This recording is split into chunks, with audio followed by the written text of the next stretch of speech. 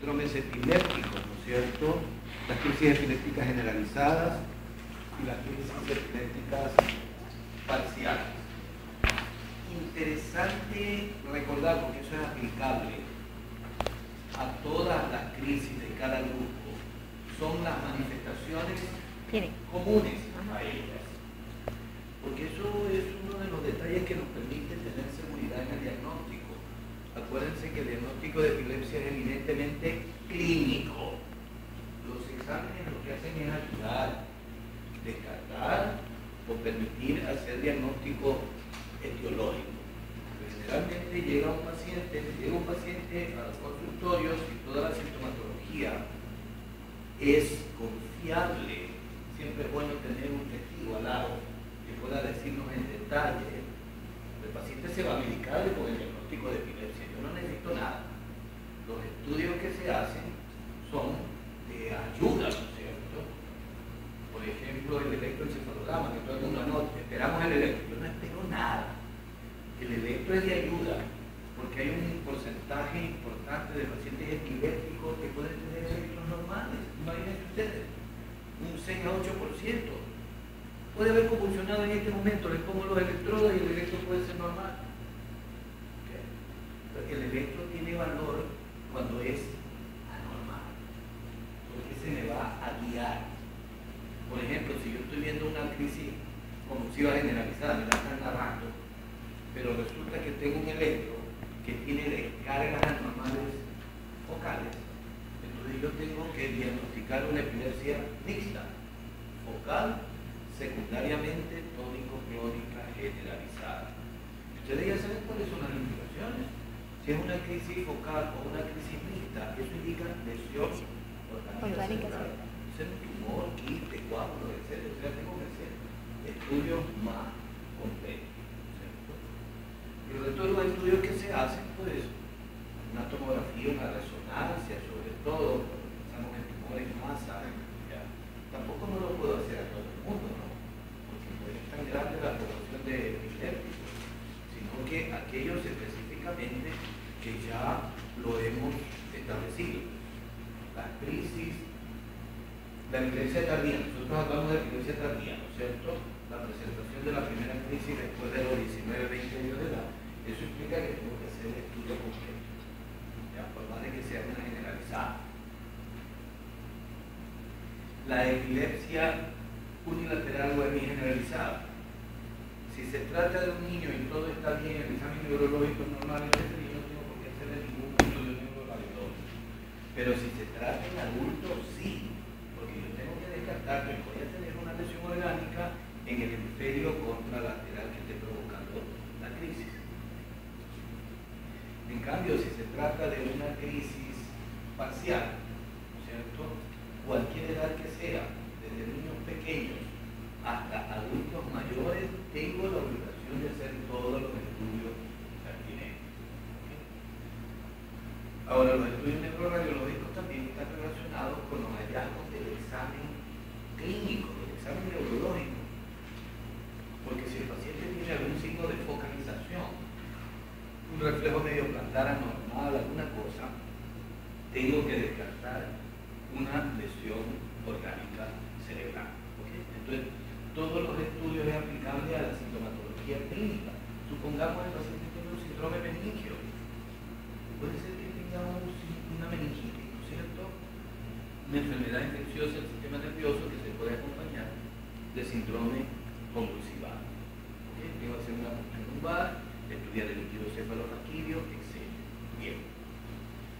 Es importante conocer cuáles son las manifestaciones comunes de cada grupo de crisis, de todos.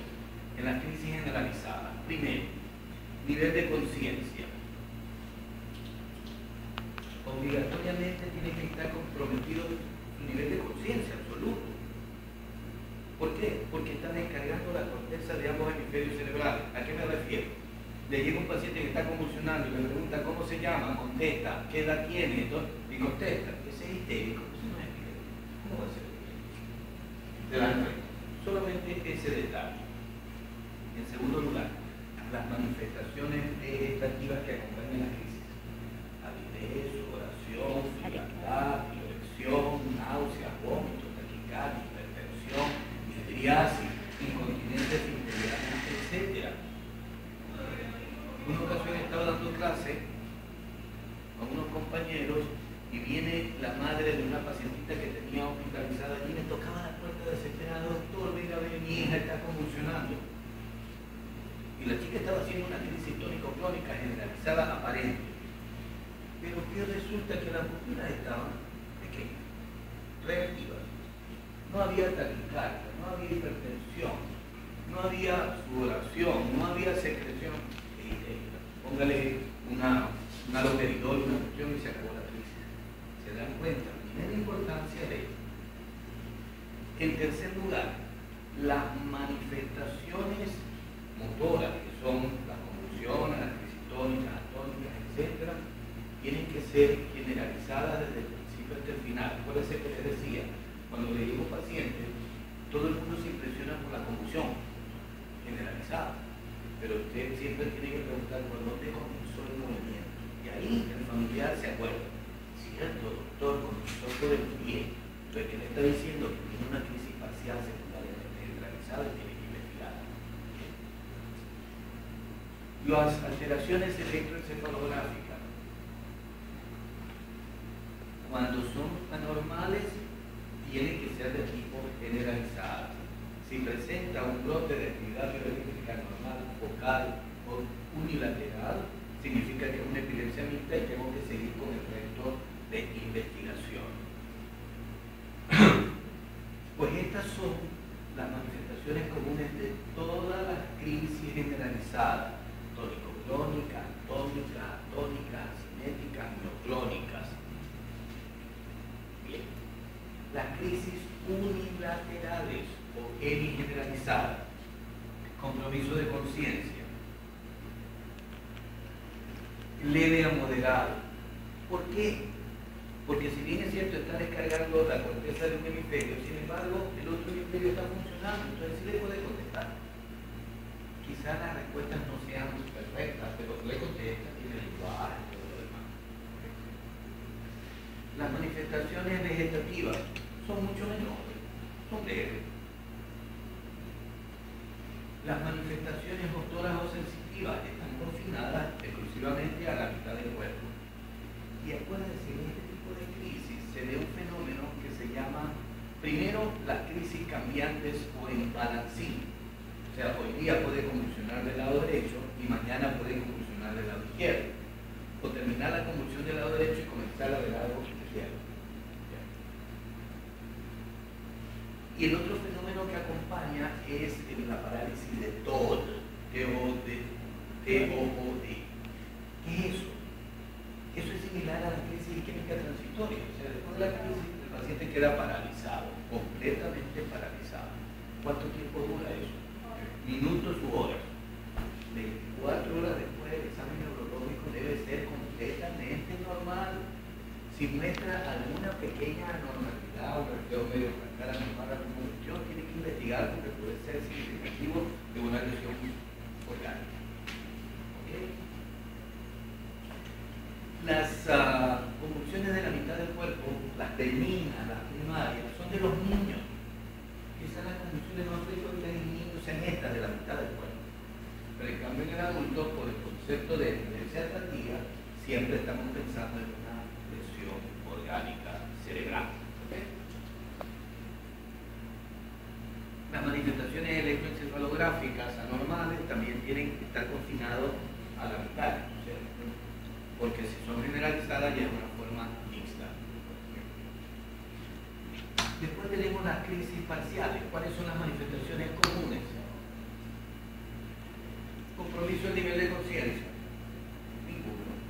Ustedes no entienden la fisiopatología, recuerden. Aquí está descargando un segmento chiquitito de la corteza cerebral, pero el 99% del resto de la corteza está funcionando bien. El paciente está consciente, está lúcido, está bien orientado, todo está perfecto. ¿Okay? Las manifestaciones vegetativas, ninguna, porque solamente ese segmento tan chiquitito de la corteza. Las manifestaciones motoras o sensitivas, porque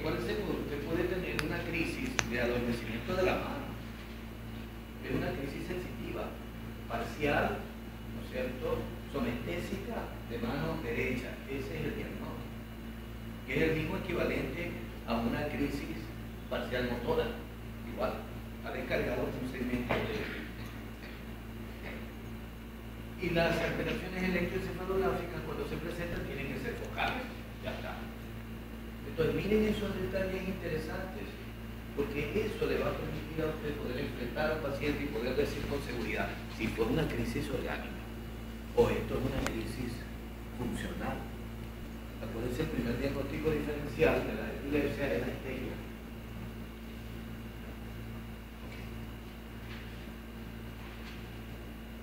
Ustedes recuerdan la clasificación de la crisis generalizada. Nosotros hablábamos de la crisis tónico-clónica, tónica, atónica, asimétrica, neoclónica.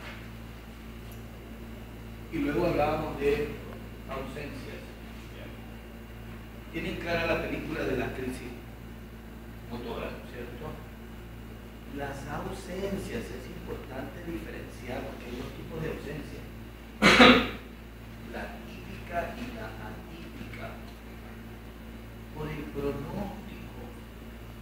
Porque las crisis de ausencia típicas son las benignas, son las que usted logra curar a ese paciente. En cambio, la atípica, muy mal pronóstico. En un momento dado, la crisis de ausencia atípica se combina con otra variedad de crisis, o sea, en el mismo paciente. Puede ser crisis tónico-clónica, otra vez tónica, otra neoclónica. Se acompaña de trastornos conductuales, comportamentales, irritabilidad, agresividad, deterioro cognitivo, bajo rendimiento escolar, rechazo por todo el mundo, no respuesta a la medicación. Eso se llama el síndrome de Lennox-Gastaut. Entonces, ¿cómo se puede confundir usted dando un diagnóstico? Ah, no, es una ausencia típica, no se preocupe que va a curar el paciente. Y resulta que se le arma un lío del diablo porque no responde a la medicación, se presenta la crisis, estos trastornos conductuales, comportamentales, etc. Por eso es importantísimo diferenciarlo uno de otro.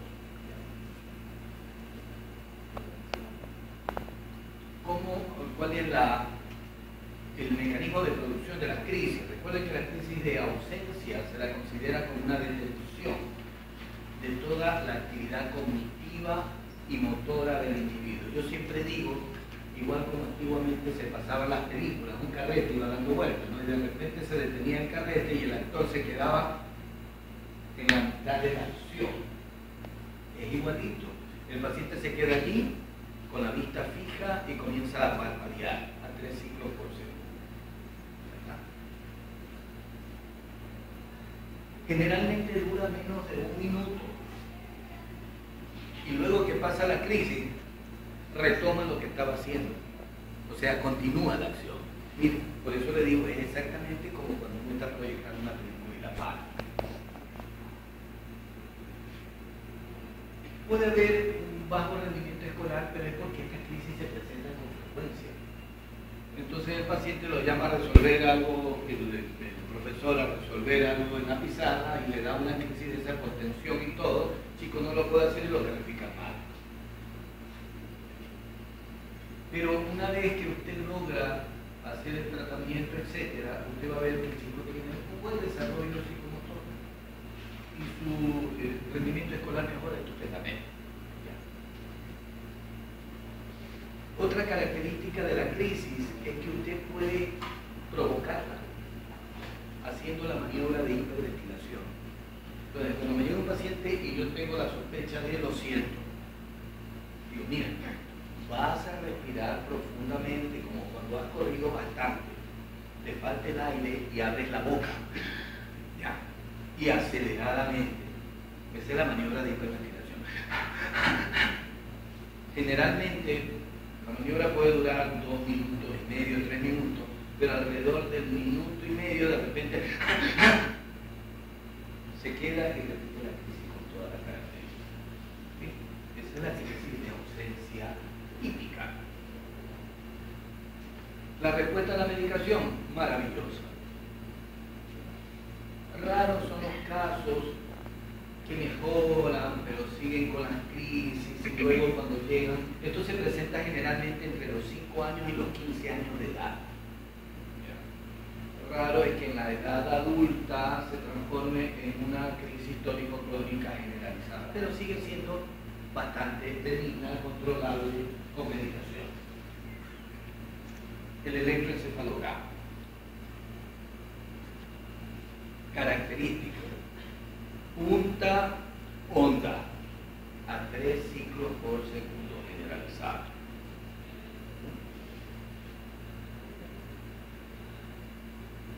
Hay variantes de estas crisis. Las ausencias típicas tónicas es interesantísimo, porque el paciente hace lo mismo, ¿no es cierto? Se queda allí, pero se amaquea, porque se pone tónico, se amaquea, pero es la misma cosa. Entonces, una ausencia típica tónica. O a veces hace lo mismo, la crisis de ausencia y hace saltos, mioclonías. Crisis de ausencia típica mioclónica. O está exactamente igual, ¿no es cierto? Hace lo mismo la crisis y usted ve que una sudoración profusa, se aperla la frente, hay lagrimeo, hay salivación, etc. Es una crisis de ausencia típica autonómica. Y en otras ocasiones hacen exactamente lo mismo, pero hacen, por ejemplo, chupeteo. Esa es una crisis de ausencia típica automática. Pero son variantes. Tiene el resto de características igualitos, el electroencefalograma, etc. Diferenciar de una ausencia atípica. Antecedentes. Generalmente hay antecedentes del embarazo de la madre, amenaza de aborto, puede haber prematuridez, puede haber habido problemas en el momento del nacimiento, hipoxia perinatal, tuvieron que poner oxígeno, bajo peso. Y luego en el desarrollo psicomotor ustedes observan el evento que se sentó recién al año, ¿cierto? Que se paró alrededor del año y medio, 2 años, que caminó apoyado alrededor de los 2 años, 2 años y medio, y caminó solo a los 3 años, que le estoy indicando que hay una lesión orgánica. El paciente tiene trastornos conductuales, comportamentales, irritabilidad, agresividad, tiene bajo rendimiento escolar. Ya está.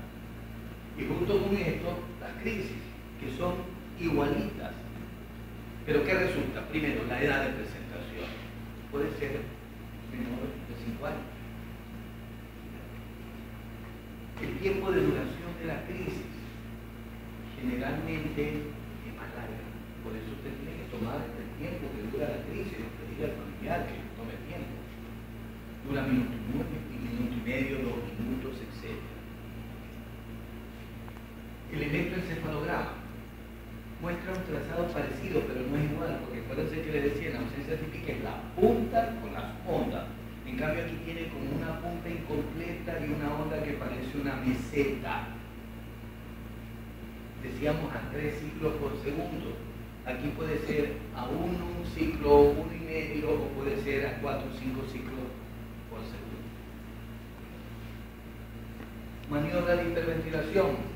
No hay ninguna respuesta. No repite la crisis como lo hacía la típica. El tratamiento, la respuesta terapéutica, mala. Y como les decía, de repente usted ve aparecer otro tipo de crisis asociada y constituye el síndrome de Lennox-Gastaut. Por lo tanto, el pronóstico es malo. Pero miren la importancia de diferenciar lo uno de lo otro para los que van a hacer pediatría, ¿no es cierto? Porque usted se mete a decir, no se preocupe, eso es una ausencia típica, y resulta que se le arma el lío porque no resultó típica, sino atípica. Volviendo a las convulsiones mioclónicas, ¿se acuerdan que la mioclonía se la define como el movimiento involuntario irregular, amplio, asimétrico? La mejor descripción lo da la gente conmigo, por ejemplo. Susto. ¿Cómo se asusta uno? Uno se asusta así, se asusta así. Ya. Esa es una mioclonía. A diferencia de la convulsión, que ustedes saben tiene su estereotipia, ¿cierto? O la crisis tónica que hace como relajación, o la tónica que se afloja completamente. Hay formas especiales, como son las mioclonías axiales, en donde usted ve el surto de la musculatura paravertebral. Entonces usted ve que se le cae la cabeza y el tronco.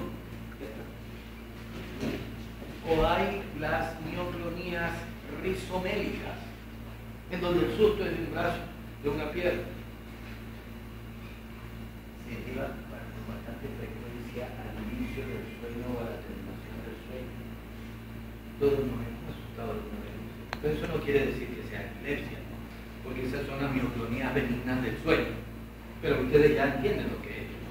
Que uno siente que se está cayendo y se despierta asustado con taquicardia y todo lo demás.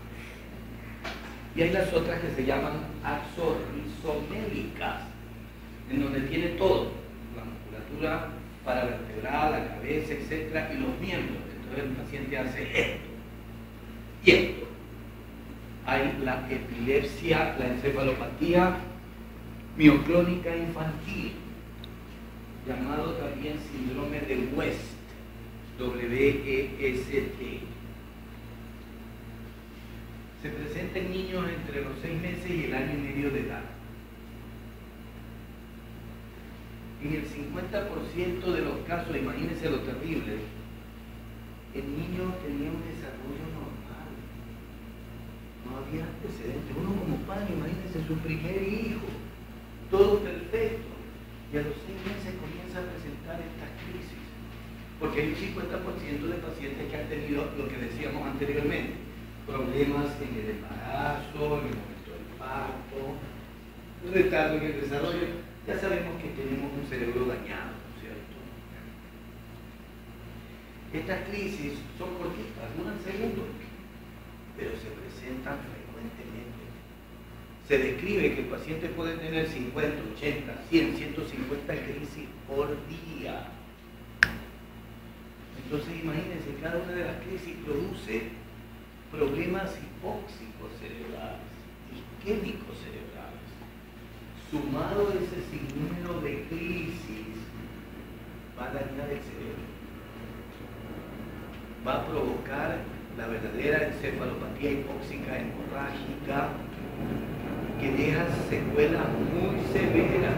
El paciente queda con retardo severo y epiléptico para toda la vida.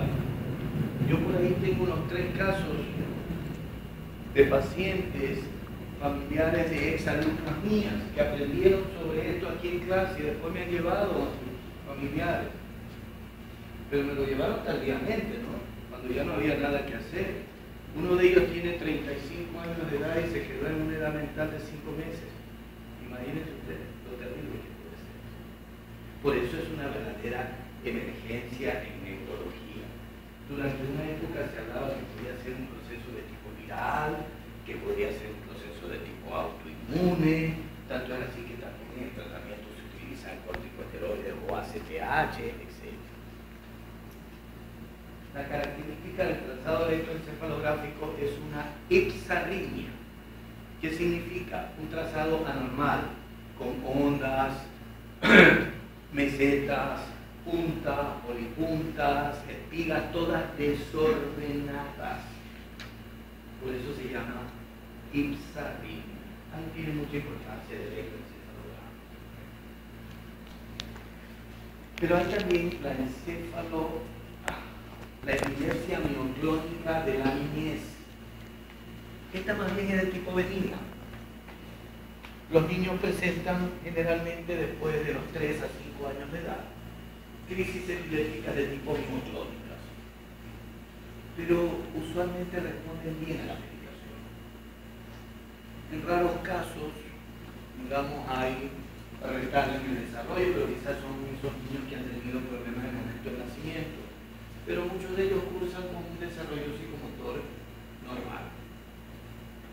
Pero también hay la forma adquirida sintomática de esta epilepsia mioclónica, que que se ve como complicación de una enfermedad infecciosa del sistema nervioso. Ustedes estudiaron, ¿no es cierto? Todas las enfermedades infecciosas que pueden traer confusión. O pueden ser, yo lo he visto con bastante frecuencia, como consecuencia del trauma cráneoencefálico, contusiones cerebrales múltiples que destruyen el tejido cerebral. Eso sí se acompaña de retardo, ¿no es cierto?, en el desarrollo psicomotor y trastornos conductuales, etc. Hay la epilepsia mioclónica del adulto también, que eso tiene que ser investigado, porque ya sabemos por el concepto de epilepsia tardía tiene que ser investigado obligatoriamente. ¿Alguna pregunta?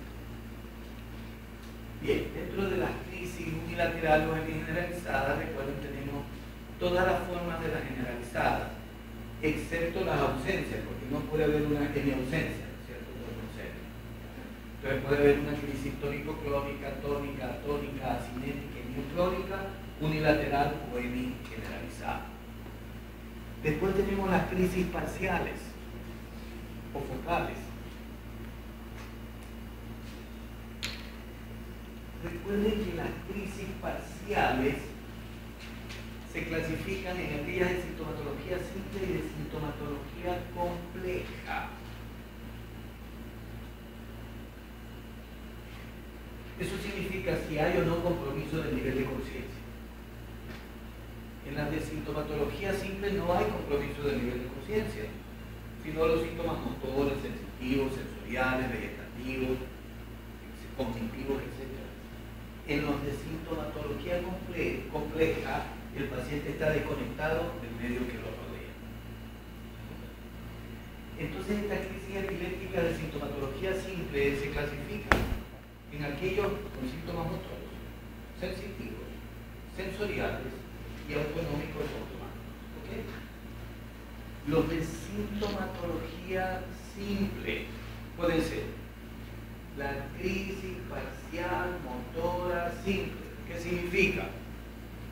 Me está saltando la cara, cuidado, puede ser un tumor.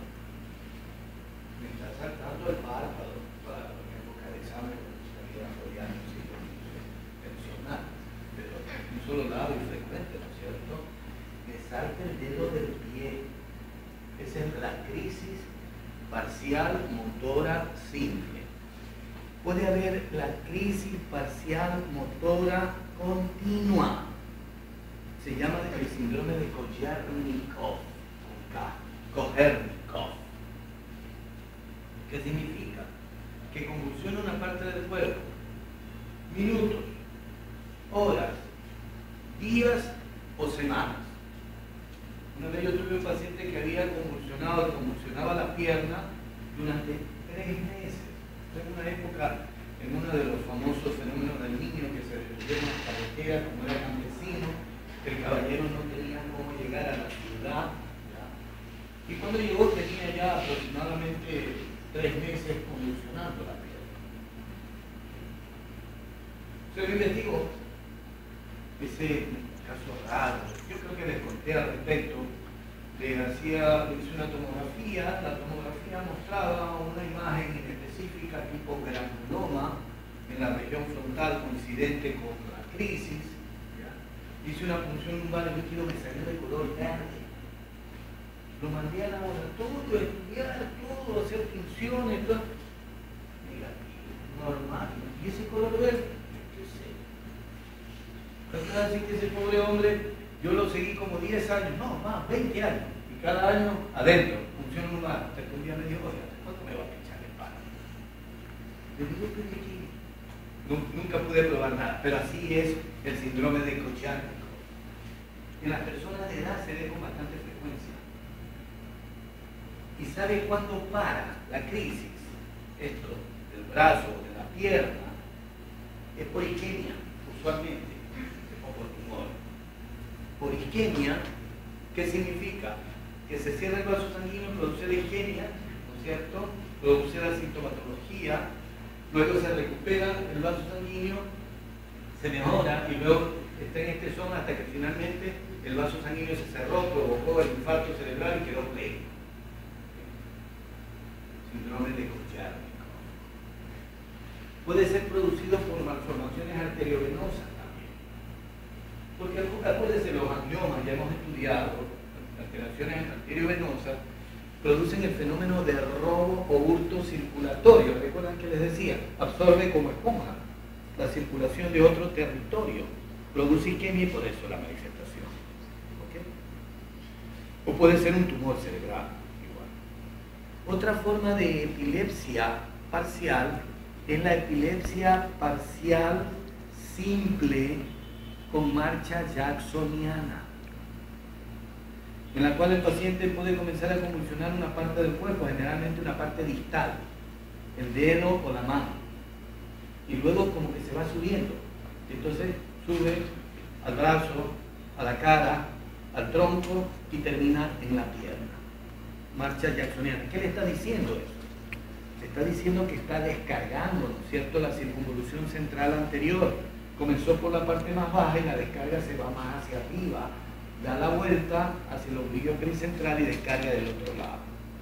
O a veces puede haber la marcha jacksoniana invertida, es decir, comenzar abajo y llegar hasta la cara y la mano.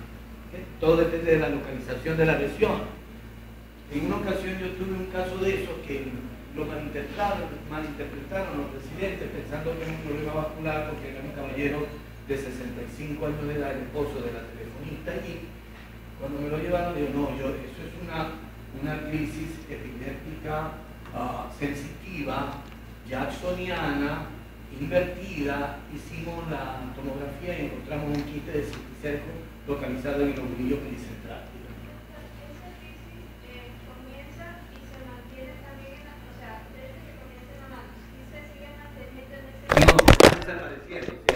Comienza aquí, cuando ya pasa más arriba, como que se calma aquí, por eso es la marcha jacksoniana. Es muy interesante. Después tiene la otra crisis, que es la crisis versiva de ojos. Está bien que de repente llevan los ojos a un lado, con los ojos y la cabeza. Entonces, para el que no sabe, el profesor de la escuela dice, me está haciendo musaraña. Estoy haciendo una pregunta y mire lo que me hace. Y peor todavía si después hace esto, es muy amenazante, porque eso es parte de la crisis. Entonces, esa es una crisis versiva. Puede ser ocular simple, oculocefálica, o puede ser de todo el cuerpo. O sea, comienza así, hace esto y luego gira todo el cuerpo. Después tienen las crisis fonatorias, que son de dos tipos. Las ecolálica, lálica, se le rayó el hijo. Está hablando, repite, esa es la crisis. O la palilálica o de algo no fácil. Esa es la crisis. Yo miren todas estas cosas para la gente que no sabe, si está loco, hermano, al psiquiátrico, por tener un tumor en el cerebro. Estamos hablando de una crisis parcial. ¿Okay? Entonces vuelvo a repetir, las crisis parciales motoras son la motora simple, la motora con mancha jacksoniana, la motora continua o síndrome de Koyáknikov, las crisis oculógira, oculocefalogira o de giro completo del cuerpo, las crisis fonatorias, ¿cierto? Y las crisis, la ecolálica y la palilálica. Eso es lo que quiero. Ahora vamos a las crisis sensitivas. Ahí es cuando todo el mundo se pone pálido, sudoroso y frío. Se le durmió el pie. Me hormiguea la pierna. Me hormiguea por aquí. Puede ser una crisis epiléptica. Siento que me quema el cuero cabelludo. Claro, es que hay que hacer el diferencial con otras patologías, ¿no? Por ejemplo, la neuralgia del nervio suboccipital. ¿Cuál es el nervio suboccipital menor que sale aquí? La sensibilidad del cuero cabelludo. La neuralgia puede producir síntomas parecidos. Pero a lo que me refiero, todos los síntomas que ustedes estudiaron en semiología, hipoestesia, hiperestesia, analgesia, disestesia, parestesias, urentes, corriente eléctrica, localizadas a una parte del cuerpo, puede ser una crisis epiléptica parcial. Las crisis sensoriales son interesantísimas, porque esto está relacionado con los órganos de los sentidos. Miren, el olfatorio, ¿qué es lo que va a tener? Hiposmia, anosmia, disosmia. Entre ellos tenemos la cacosmia, que es la más frecuente. Fíjense. ¿Qué más pueden tener? Trastornos del sentido del gusto, las disgustias o las agucias, todo en crisis transitoria. Visuales. Pueden tener micropsias, comienzan a ver todo que se va haciendo chiquitito. O macropsias, se va haciendo todo muy grande. En ocasiones yo he encontrado un paciente epiléptico que lo tenía hospitalizado para investigarlo, que estaba en su cama asustado viendo su mano pálido, sudoroso y frío. Le pasaba la crisis, que decía, doctor, es que una sensación más horrible. Sentir que su mano se va haciendo grande y va a ser aplastado por su propia mano. O a veces lo veía que estaba mirando el techo y el piso con horror, con una pared y la otra. Tenía la sensación que se movía el piso del techo y las paredes. Entonces quedaba prisionero con la manera de Sánchez. Había un caso muy interesante que lo mostré a un montón de mis alumnos, que tenía un fenómeno perceptivo de su cuerpo. Yo decía, doctor, cada vez que usted viene y me examina, yo siento que mi espíritu se sale del cuerpo. Yo estoy allá arriba, estoy mirando lo que está haciendo, buscando los reflejos y todo lo demás. Pero estas cosas antiguamente decía, pero ella está loco. Que loco ni que nada. Es una crisis. Pueden haber ilusiones, pueden haber alucinaciones, que antes se decía todo era psiquiátrico. Mentira, puede tener un tumor en el cerebro. Por eso recuerdan ustedes que al final de lo que estudiamos la semiología, yo les decía, las manifestaciones psiquiátricas tienen que estudiarlas en detalle, porque la manifestación psiquiátrica no necesariamente implica una enfermedad psiquiátrica como tal, puede implicar una crisis epiléptica, ¿no es cierto? Después tenemos también las crisis autonómicas. Sí. El lóbulo temporal, mucho tiene que ver con el lóbulo temporal, la parte posterior, ¿cierto?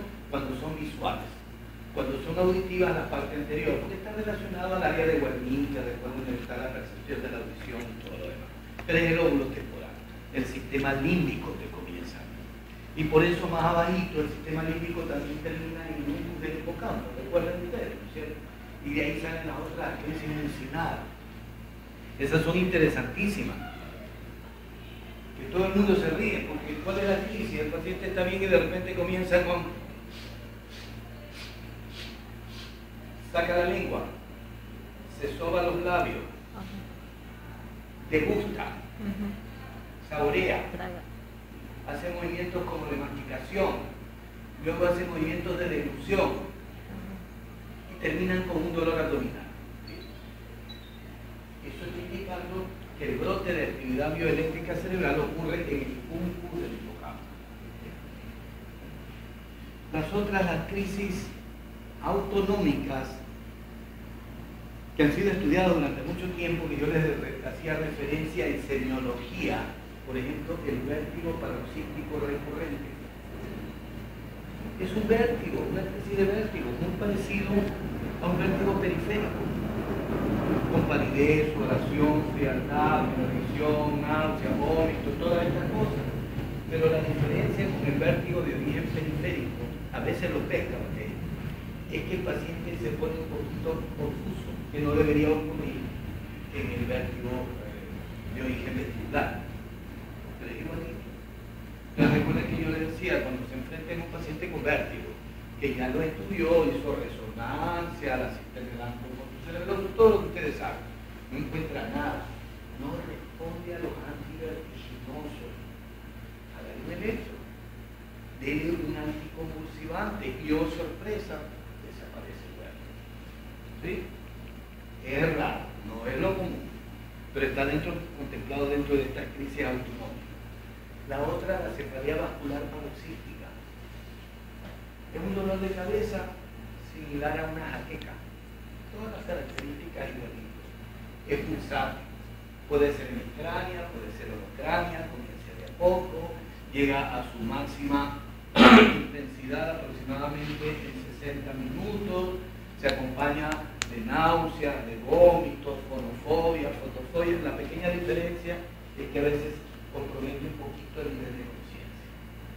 Yo lo veo con mayor frecuencia en niños.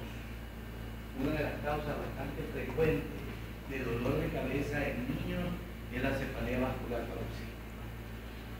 Porque un niño no debe quejarse de dolor de cabeza. En adultos sí. Me duele la cabeza porque no quiero estudiar.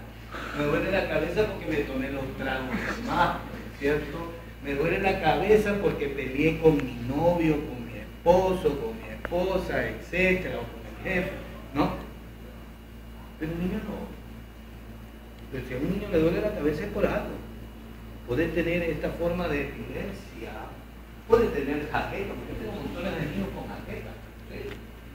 El niño más pequeño que he diagnosticado jaqueca ha sido 3 años.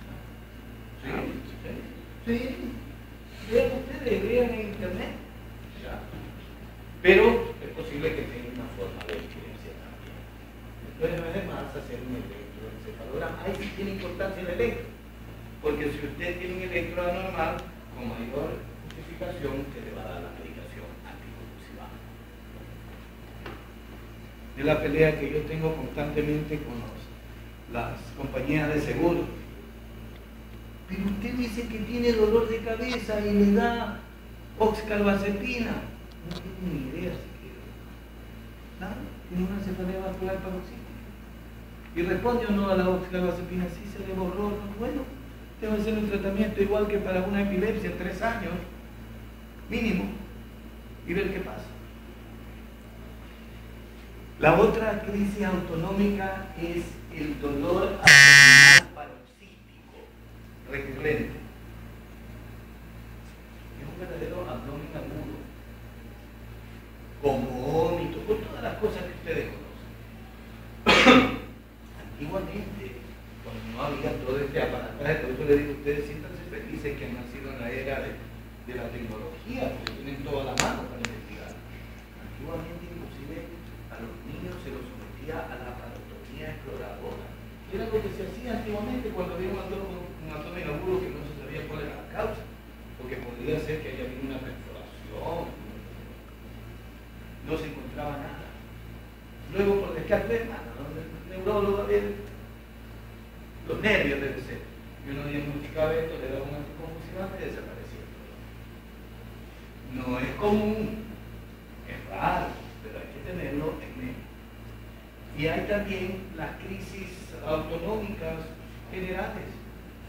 De eso te doy a ti, ¿qué te pasa? Te pusiste pálido, sudoroso y frío. Como que no contestes necesitando un velocilla. Sin causa aparente. O esas cosas que uno dice, estaba bien y de repente taquicardia, palpitaciones, angustia. Sí me ha ocurrido. Cuidado, es una crisis. Claro que si uno está tenso, está preocupado por algo, etc., entonces puede tener una serie de signos así.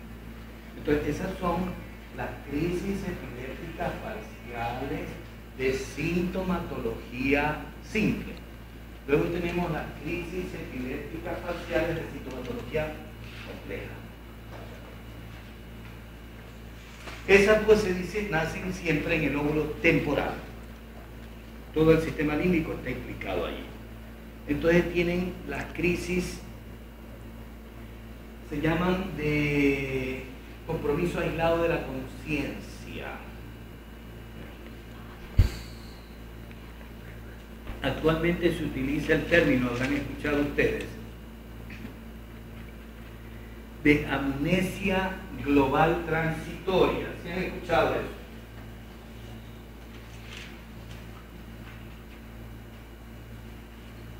Salí a la calle y de repente no sabía dónde estaba.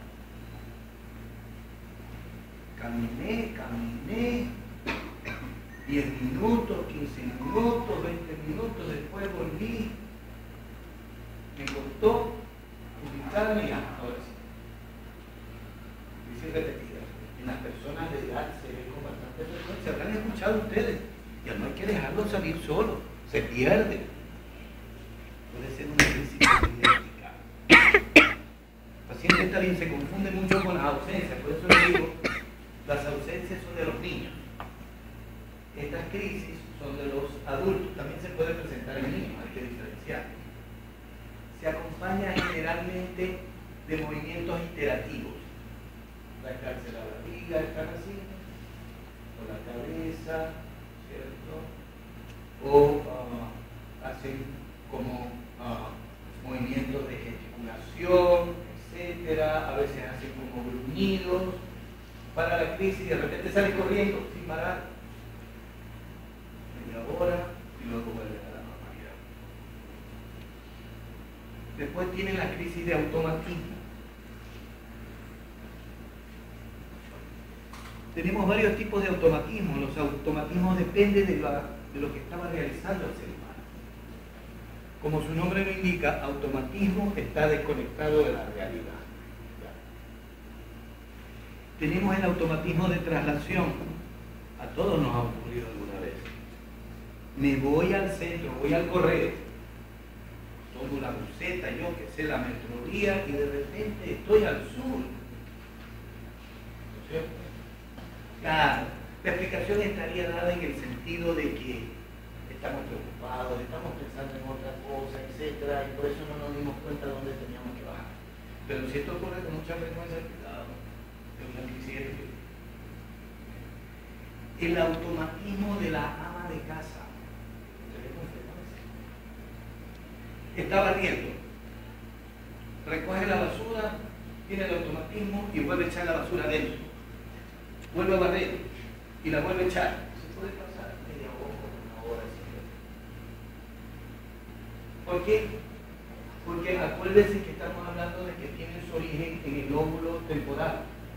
Y el lóbulo temporal está conectado con el aparato olfatorio. Parece que muchas crisis tienen su estímulo a través de la olfacción. Está desconectado el cerebro. El automatismo de la lavandera.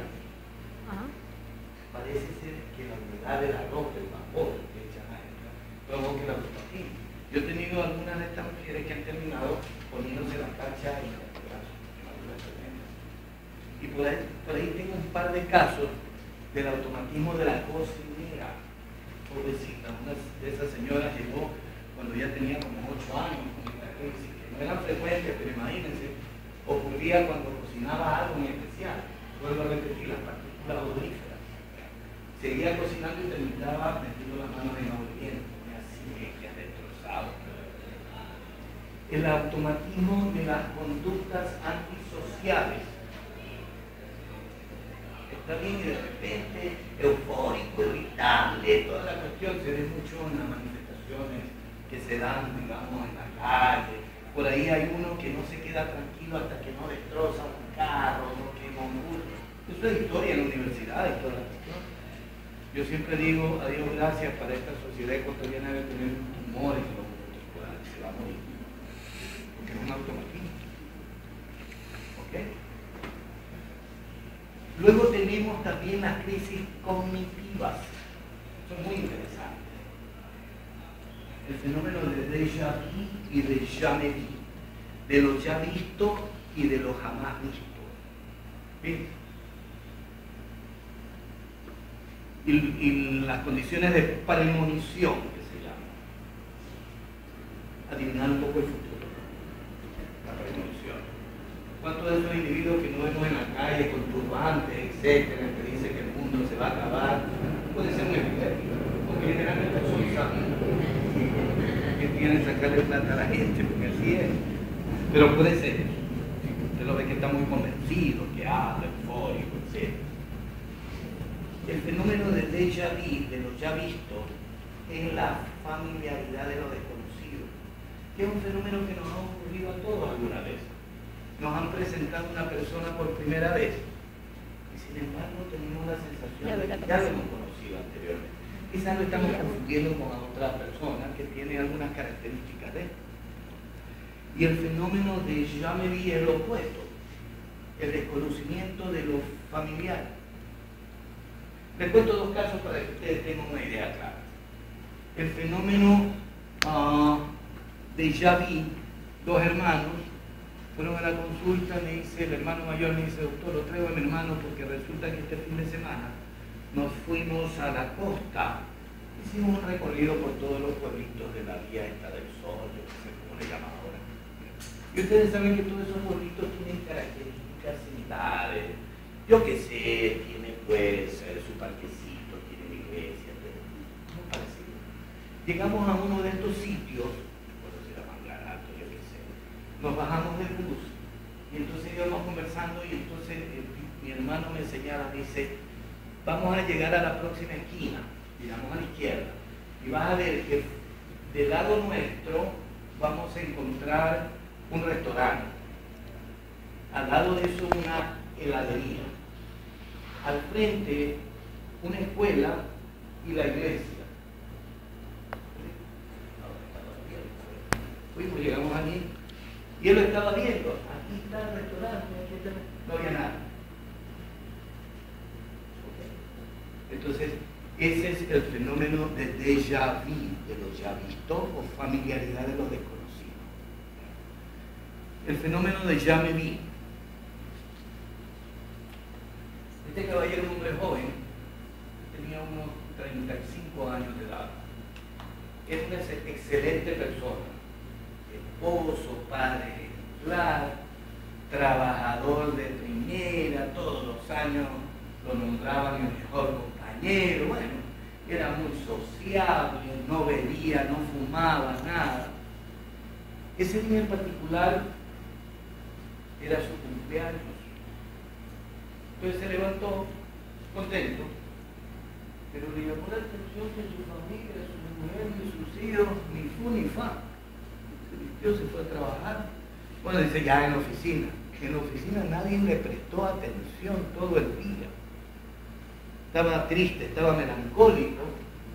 Llamen de llamar por teléfono, nada.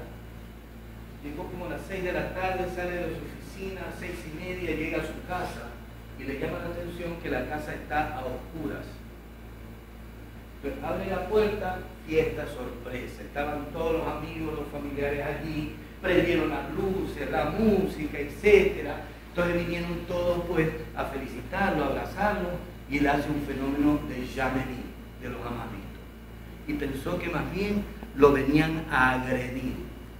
Y comenzó a pegar, a golpear a todo el mundo hasta que salió corriendo. 3 horas después regresa. No quería saber nada. Pero lo bueno es que había ahí un médico que tenía algún criterio al respecto. Y dijo, no, eso no está bien, eso es algo neurológico. Me lo envió. Lo investigué, este caballero tenía un quiste de cisticerco en el óvulo temporal. Miren lo interesante de todo esto, el fenómeno de Jamery. Y finalmente, las crisis emotivas, en las cuales hay cambios en el humor. Es un poco parecido al fenómeno de Moria. Recuerden que nosotros estudiamos en la disfunción del lóbulo frontal, en la cual uno cambia, está bien, y de repente puede llorar, pero llorar sin parar, una cuestión desesperante. Todo el mundo trata de pararlo y nada en absoluto. Y de repente paró de llorar y comienza a reírse a carcajadas.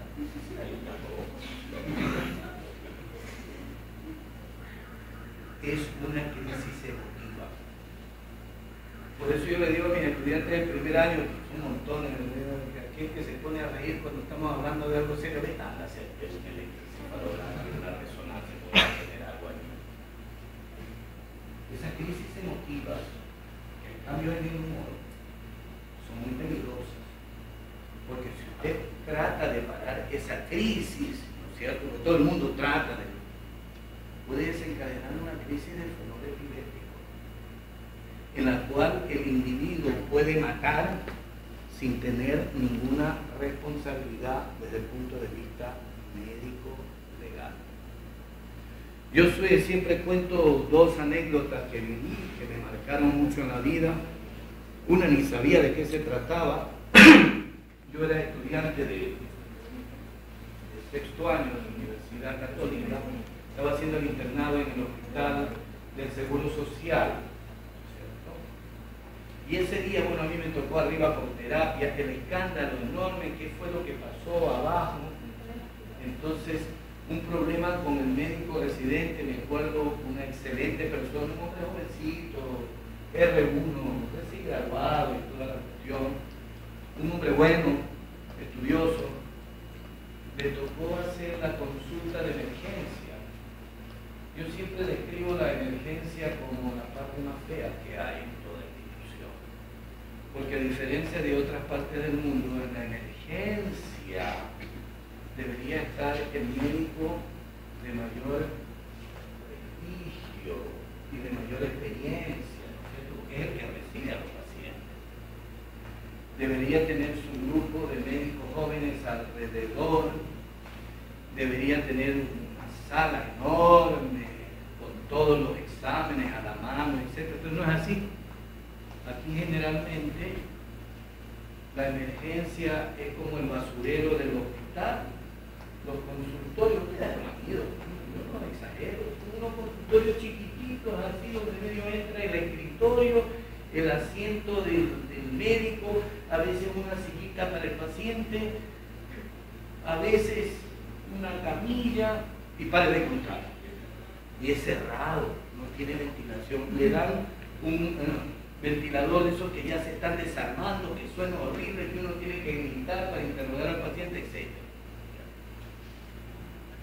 Este médico que estaba atendiendo, para colmo los fines de semana, porque esto fue un día sábado, le llega, perdóneme la expresión, pero la escoria de la humanidad, porque le llega el paciente problemático, aquel que no le gusta esperar, aquel que no le gusta sacar cita previa, ¿cierto? Aquel intoxicado, sea por drogas o alcohol, aquel que llega con vómito y diarrea, está vomitando a todo el mundo y le vomita al médico encima. No estoy exagerando por haber vivido 40 y pico de años en el hospital. Y son muy numerosos. Bueno, ahora el numeroso no llama la atención, porque de acuerdo a la Revolución Ciudadana, si usted no tiene 50 pacientes diarios, no es médico. Es una barbaridad. En ese entonces tenía como 50 pacientes, este pobre muchacho ya tenía como hora y media trabajando allí. Estaban haciendo una fila enorme, la puertita pequeñita, estaba atendiendo un paciente y de repente un individuo de 1,80 m, joven, fornido, de raza negra, se le presenta y le viene a exigir. Bueno, ahora eso ya no llama la atención porque ahora todo el mundo exige. Que quería un certificado médico porque no le había dado la gana de trabajar la semana anterior para presentarlo en la compañía. El médico quiere un hombre tranquilo porque otro le insulta y toda la cuestión. Lo único que hizo es pararse, dirigirse a la puerta para buscar al policía, ¿no es cierto?, que se lo lleve. Sin darse cuenta, el hombre estaba en el umbral de la puerta que no lo quería dejar salir al médico. El médico lo que hizo es empujarlo un poquito, saca un arma de fuego y lo dispara.